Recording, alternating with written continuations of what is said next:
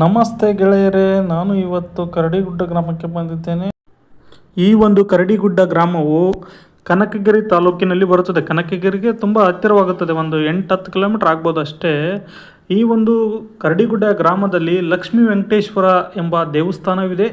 ಈ ಒಂದು ದೇವಸ್ಥಾನವು ತುಂಬ ಸುಂದರವಾದ ದೇವಸ್ಥಾನವಾಗಿದೆ. ನೀವು ಲಕ್ಷ್ಮೀ ವೆಂಕಟೇಶ್ವರನ ಎಲ್ಲೋ ಹೋಗು ನೋಡೋ ಬದಲು ಹತ್ತಿರದವರು ಕೊಪ್ಪಳ ಜಿಲ್ಲೆಯ ಒಂದು ಕನಕಗಿರಿ ತಾಲೂಕಿನ ಒಂದು 8-10 ಕಿಲೋಮೀಟರ್ ಹತ್ತಿರದಲ್ಲಿರುವ ಶ್ರೀ ಲಕ್ಷ್ಮೀ ವೆಂಕಟೇಶ್ವರ ದೇವಸ್ಥಾನವು ಕರಡಿಗುಡ್ಡ ಗ್ರಾಮದಲ್ಲಿದ್ದು, ಈ ಒಂದು ದೇವಸ್ಥಾನವು ನೋಡಲು ತುಂಬ ಸುಂದರವಾಗಿದೆ ಮತ್ತು ಆಕರ್ಷಣೀಯವಾಗಿದೆ ಮತ್ತು ಪವರ್ಫುಲ್ ದೇವರಂತಲೇ ಹೇಳ್ಬೋದಾಗಿದೆ.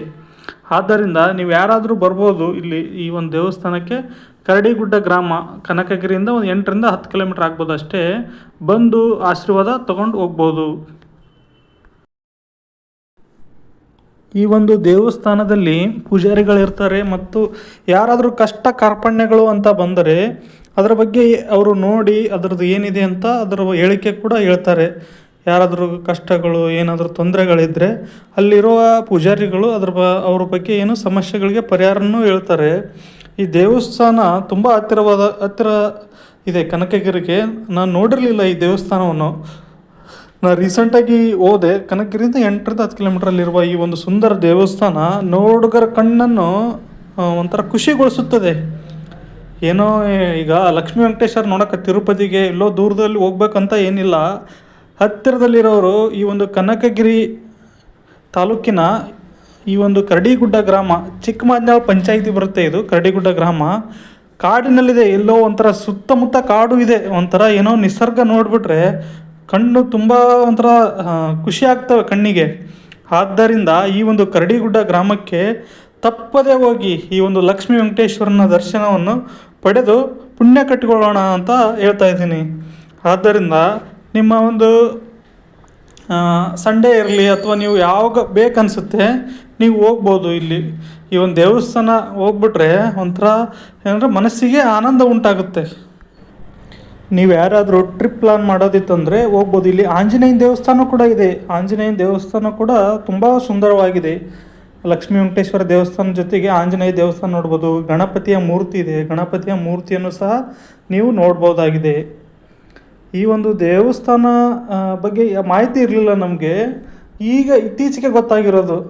ಕನಕಗಿರಿ ಕನಕಾಚಲಪತಿ ಜೊತೆಗೆ ತುಂಬ ಇದರ ಕನಕಗಿರಿ ಹತ್ತಿರದ ಸ್ಥಳವಾದ ಕರಡಿಗುಡ್ಡದಲ್ಲಿ ಕೂಡ ಲಕ್ಷ್ಮೀ ವೆಂಕಟೇಶ್ವರ ಇದ್ದಾನೆ ಅನ್ನೋದು ಭಾಳ ಜನಕ್ಕೆ ಗೊತ್ತಿಲ್ಲ ಅಂತ ನನ್ನ ಅನಿಸಿಕೆ. ನೋಡ್ರಿ, ಈ ದೇವಸ್ಥಾನ ತುಂಬ ಸುಂದರವಾಗಿದೆ. ನಿಸರ್ಗದ ಮಧ್ಯೆ ಇದೆ. ಇದು ಸುತ್ತಲ ಕಾಡು, ಸುತ್ತ ನೋಡಿಬಿಟ್ರೆ ಕಾಡು, ಗಿಡ ಮರಗಳಿವೆ. ಇಲ್ಲಿ ಏನಾಗಿದೆ ಅಂದರೆ ಲಕ್ಷ್ಮೀ ವೆಂಕಟೇಶ್ವರ ದೇವಸ್ಥಾನ ಮತ್ತು ಆಂಜನೇಯ ದೇವಸ್ಥಾನ ಎರಡೂ ಇವೆ ಇಲ್ಲಿ. ಈ ಒಂದು ಕರಡಿಗುಡ್ಡ ಗ್ರಾಮದಲ್ಲಿ ಲಕ್ಷ್ಮೀ ವೆಂಕಟೇಶ್ವರ ದೇವಸ್ಥಾನ ಜೊತೆಗೆ ಆಂಜನೇಯ ದೇವಸ್ಥಾನ ಕೂಡ ಇದೆ. ಅಲ್ಲಿ ಅಜ್ಜೋರ ಮನೆ ಇದೆ ಸಪ್ರೇಟು. ಅಲ್ಲಿ ಅವ್ರ ಅಜ್ಜವರು ಜನರು ಯಾರಾದರೂ ಸಮಸ್ಯೆ ಅಂತ ಬಂದರೆ ಅವ್ರಿಗೇನು ಪರಿಹಾರವನ್ನು ಹೇಳ್ತಾರೆ. ಆದ್ದರಿಂದ ಹತ್ತಿರದಲ್ಲಿರುವ ಕೊಪ್ಪಳ ಜಿಲ್ಲೆ ಗಂಗಾವತಿ ತಾಲೂಕಿರಲಿ, ಕುಷ್ಟಗಿ ತಾಲೂಕಿರಲಿ, ಈ ಒಂದು ಕನಕಗಿರಿ, ಕಾರಟಗಿ, ಯಲಬುರ್ಗಾ, ಕೊಕ್ಕನೂರು, ಯಾರಾದರೂ ಹತ್ತಿರದವರು ಈ ಒಂದು ದೇವಸ್ಥಾನಕ್ಕೆ ತುಂಬ ಕಡೆಯಿಂದ ಬರ್ತಾರೆ ಅಂತ ಹೇಳ್ತಿದ್ರು. ಅಲ್ಲಿ ಆ ಒಂದು ದೇವಸ್ಥಾನಕ್ಕೆ ಭಕ್ತರು ಬೇರೆ ಜಿಲ್ಲೆಯಿಂದ ಕೂಡ ಬರೋದನ್ನ ಹೇಳ್ತಾಯಿದ್ರು. ನೋಡ್ರಿ, ನಿಸರ್ಗ ನೋಡ್ರಿ ಎಷ್ಟು ಚೆಂದ ಕಾಣ್ತಾ ಇದೆ. ಈ ಒಂದು ಕಾಡು, ತುಂಬ ಕಾಡು ಇದೆ. ಅಲ್ಲಿ ಕಾಡುಗಳ ಮಧ್ಯೆ ಈ ಒಂದು ದೇವಸ್ಥಾನ ಇದೆ. ಏನಂದರೆ ಒಂದು ದಿನ ಹೋಗ್ಬಿಟ್ರೆ ನಾವು ಏನೋ ನಮ್ಮದು ಟೆನ್ಷನ್ ಇರಲಿ, ಸ್ಟ್ರೆಸ್ ಇರಲಿ, ಏನೋ ಒಂದು ಬೇಜಾರಿರಲಿ, ಏನೋ ಕೌಟುಂಬಿಕ ಕಲಹಗಳಿರಲಿ, ಏನೇ ಇದ್ದರೂ ಕೂಡ ಇಂಥ ಒಂದು ದೇವಸ್ಥಾನಕ್ಕೆ ಬಂದುಬಿಟ್ರೆ ಏನಾಗುತ್ತೆ ಅಂದರೆ ಮನಸ್ಸಿಗೆ ಒಂದು ನೆಮ್ಮದಿ ಸಿಗುತ್ತೆ ಅಂತ ಹೇಳ್ಬೋದಾಗಿದೆ. ನೋಡ್ರಿ, ಕಾಡುಗಳು ಯಾವ ಥರ ಇದೆ.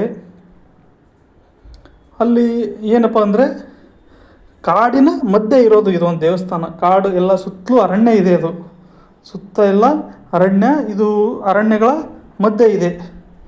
ತುಂಬ ಸುಂದರವಾದ ಒಂದು ದೇವಸ್ಥಾನವಾಗಿದ್ದು ನೀವು ಯಾವಾಗ ಬೇಕಾದರೂ ಈ ದೇವಸ್ಥಾನದಲ್ಲಿ ಹೋಗ್ಬೋದು.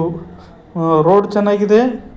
ಕನಕಗಿರಿಯಿಂದ ಒಂದು 8-10 ಕಿಲೋಮೀಟರಿಂದ ಇರೋ ಈ ಒಂದು ದೇವಸ್ಥಾನ ತುಂಬ ಸುಂದರವಾದ ದೇವಸ್ಥಾನವಾಗಿದೆ. ಲಕ್ಷ್ಮೀ ವೆಂಕಟೇಶ್ವರ ದೇವಸ್ಥಾನ ಮತ್ತು ಆಂಜನೇಯ ದೇವಸ್ಥಾನ ಎರಡೂ ಇದೆ ಇಲ್ಲಿ.